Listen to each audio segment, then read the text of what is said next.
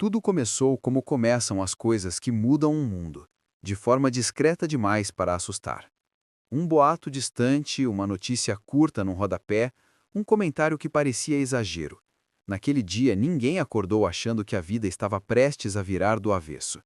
As ruas ainda estavam cheias, os compromissos mantidos, os rostos tranquilos, ao menos por fora. Mas algo já tinha mudado. Um detalhe fora do lugar, um silêncio estranho entre as pessoas, um olhar mais atento do que o normal. O dia seguia, aparentemente comum, enquanto por baixo da rotina algo se rompia lentamente. E quando a ficha começou a cair, já era tarde demais para fingir que nada estava acontecendo.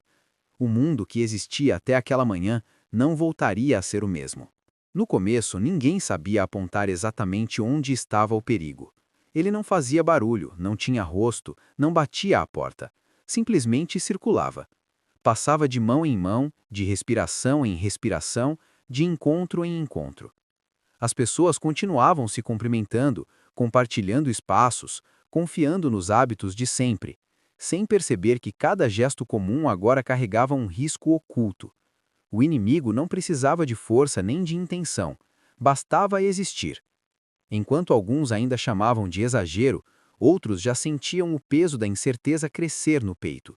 E, silenciosamente, aquilo que ninguém via começou a redesenhar o comportamento de todos. Foi nesse momento que algo mais perigoso que a própria epidemia começou a se espalhar: o medo. Ele chegou disfarçado de cautela, de preocupação legítima, mas rapidamente tomou proporções maiores.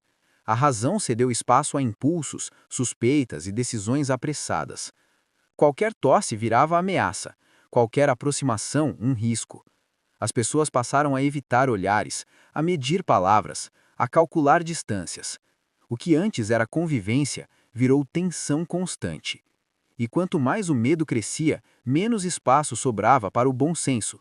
Afinal, quando a sobrevivência parece estar em jogo, nem todos conseguem pensar com clareza. A partir daí, a linha que separava o nós do eles começou a desaparecer. Pessoas que se conheciam há anos passaram a se observar com desconfiança. Portas foram fechadas mais cedo, janelas mantidas trancadas. Um espirro do outro lado da parede era suficiente para gerar pânico.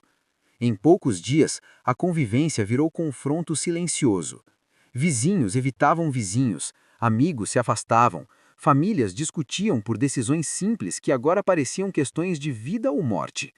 O perigo já não era apenas a epidemia em si, era o que ela estava fazendo com as pessoas. Porque quando o medo domina, qualquer um pode se tornar inimigo. A confiança que sempre sustentou a vida em comunidade começou a ruir sem fazer barulho. Ninguém anunciava a ruptura, ela simplesmente acontecia.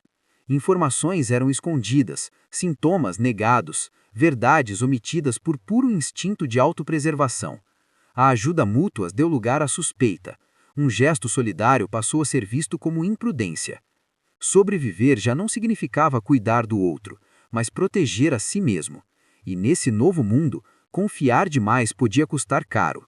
A epidemia não estava apenas atacando corpos, estava corroendo aquilo que tornava as pessoas humanas.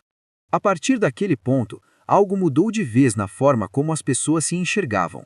Estar vivo passou a ser motivo de desconfiança. Quem ainda caminhava pelas ruas, quem resistia por mais tempo, quem não apresentava sinais, todos viraram suspeitos em potencial. Surgiram acusações veladas, perguntas desconfortáveis, olhares que julgavam sem precisar de palavras. Alguns eram evitados, outros isolados à força. Sobreviver deixou de ser sinal de força ou sorte, virou quase uma prova contra alguém. E nesse cenário distorcido, muitos perceberam tarde demais que o maior risco já não vinha da epidemia, mas do medo coletivo que transformava cada ser humano em uma ameaça ambulante. Antes mesmo de tudo desmoronar por completo, algo ainda mais grave já tinha acontecido. Os limites morais começaram a desaparecer. Decisões que antes seriam impensáveis passaram a ser justificadas pela necessidade. Abandonar, denunciar, excluir, tudo ganhou novas desculpas. A empatia foi tratada como fraqueza e a compaixão como risco desnecessário. O colapso não veio apenas da doença, mas da escolha constante de colocar o medo acima da humanidade. Quando as regras deixaram de valer, ficou claro que o mundo estava ruindo por dentro, antes de cair por fora. Quando a epidemia finalmente perdeu força, o que ficou não foi alívio imediato. Foi um vazio difícil de explicar. As ruas voltaram a se encher, mas os olhares já não eram os mesmos. As pessoas carregavam marcas invisíveis, lembranças do que fizeram, do que deixaram de fazer e principalmente de quem se tornaram para sobreviver. O mundo seguia em frente, mas algo essencial tinha sido quebrado. A epidemia passou, sim, mas a desconfiança, o medo e as cicatrizes permaneceram. E muitos entenderam tarde demais que o maior estrago não foi causado pelo vírus, e sim pelo que ele despertou dentro das pessoas.